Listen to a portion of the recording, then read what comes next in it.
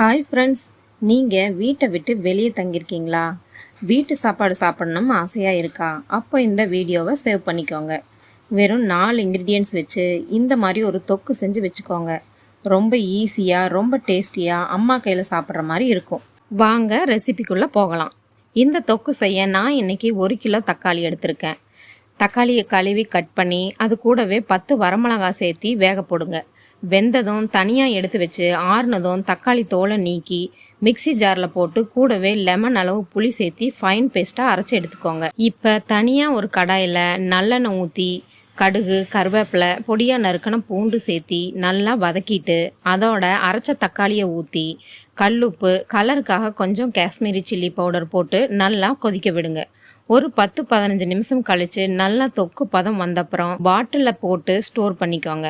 இந்த தொக்கை சப்பாத்தி, இட்லி, தோசை அப்புறம் சாதத்தோட போட்டு பிசைஞ்சு சாப்பிட்டா உங்கள் அம்மா கையில் சாப்பிட்ட ஃபீல் கண்டிப்பாக கிடைக்கும். ட்ரை பண்ணி பார்த்துட்டு எப்படி இருக்குன்னு கமெண்ட்டில் சொல்லுங்கள்.